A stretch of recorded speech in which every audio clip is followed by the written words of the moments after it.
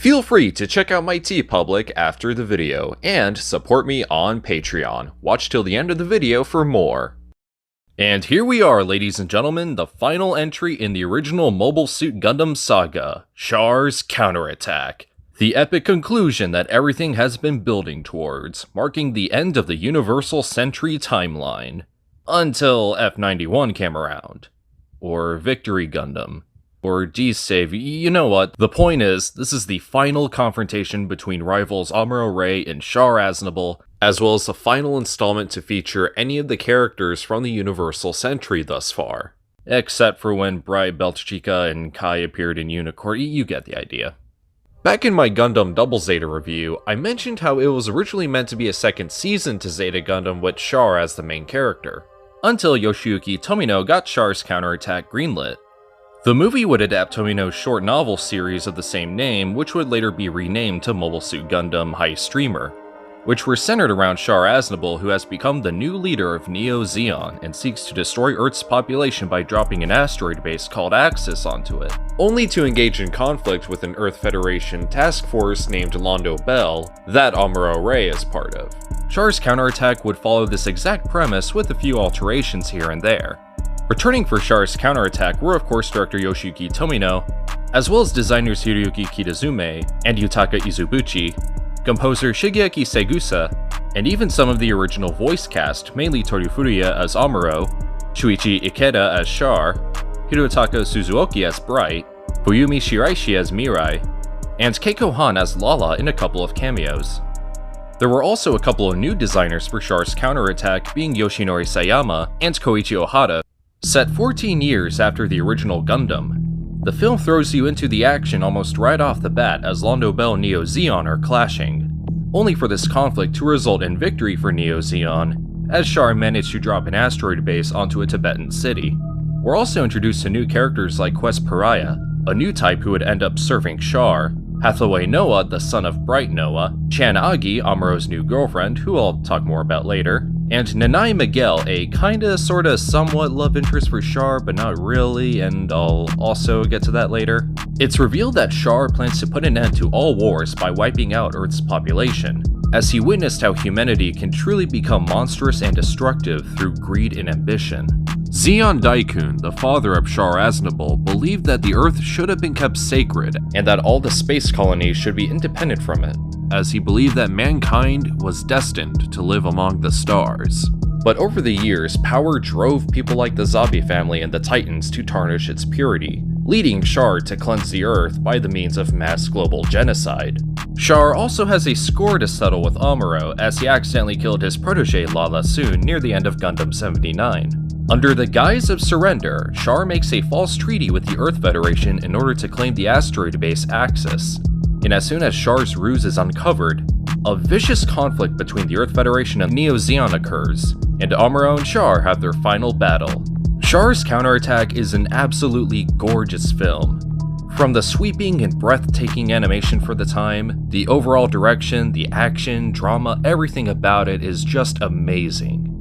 I truly adore the themes it delves into, such as whether or not humanity can truly be redeemed for all the atrocities committed over the years, and branching off that are corruption, manipulation, death, and so on. At the same time, there is this optimism to it. Sure, we cannot change whatever past generations have done to the world, but it is up to the current generation to truly define who we are as the human race, and that stuff just speaks volumes. The last moments between Amuro and Char are truly satisfying, just enough to make any Gundam fan happy, especially with TM Network's Beyond the Time playing at the end. I also love their little fight outside their mobile suits during the climax. It's a nice throwback to the original series. Speaking of Amuro and Char, their mobile suits are just absolutely sick. Amuro pilots the RX-93 new Gundam, which has a built-in psycho frame to go in hand with his new type abilities, and same thing with Char's Sazabi. I just love how these two look very warrior-like in appearance, as they almost resemble samurai armor to a degree. Aside from that, the other mobile suits are pretty cool as well, like the Ri-GZ, the Gyaradoga, and the Jagdoga. My only minor complaint with the film is that I wish characters like Quest and Hathaway served a bigger purpose, as they kind of feel like they're just there at times. In fact, there's a moment in the film that I won't spoil, and after it happens, it doesn't really have too big of an impact on the overall film. Who knows, maybe we'll see something in the Hathaway spin-off. So, about Chan and Nanai. During production of Char's Counterattack, Tomino wanted Belterchica Irma, Amuro's girlfriend in Zeta Gundam, to appear in the film, in which the two would have a family. But the idea was shot down as sponsors felt that Amuro having a different girlfriend would continue to make him more appealing to teenage audiences, as he'd be more of a bachelor-type character, despite being 29 or 30 in the events of Char's Counterattack. So then they stuck with Chan, who was in the original Char's Counterattack novels. As for Nanai, she was actually even more of a love interest for Char in the original novels, even being pregnant with his child. Obviously, that part was removed for the film. After Char's Counterattack was released, Yoshiyuki Tomino wrote another novel, one that's based on his version of the Char's Counterattack movie titled Mobile Suit Gundam: Belterchica's Children, which retells the events of the film but with Belterchica replacing Chan in having Amuro's child, making him more of a family man. An interesting contrast compared to the original story where Nanai is having Char's child. There is also the Hainu Gundam and the Nightingale that Amuro and Char would pilot respectively in their final battle. I personally prefer this version of the story as it would add better closure to Amuro and Char's arcs, as Amuro in this story had already found happiness after overcoming the heavy toll the events of Gundam 79 and Zeta had on him, whereas Char is still hell-bent on revenge and restoring his father's name to its former glory, as he does in the film, forming a very interesting dynamic as they duke it out one last time. But overall, Mobile Suit Gundam Char's Counterattack isn't just a great Gundam movie, but a great film overall. Personally, I watched the previous 3 shows before watching it, but it does a fantastic job staying faithful to the themes that made Gundam so profound in the first place. And no matter how familiar you are with the series, I can see anyone having a blast with this movie. It's just that good. The movie is available on YouTube for free at the time of this video, but it's blocked in some regions. And much like other Gundam releases on Blu-ray, Char's Counterattack is ungodly Oh, well, that's actually not that bad.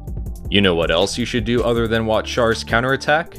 Support me on Patreon, where you can get early access to videos, receive updates, and behind-the-scenes content, as well as commissioned video requests. You could also get these sick designs from my TeePublic, such as this set where you can help fight the coronavirus as the RX-78 Gundam. And I'm happy to announce that my first Patreon goal has been reached, so you can expect my review for Red Man coming soon.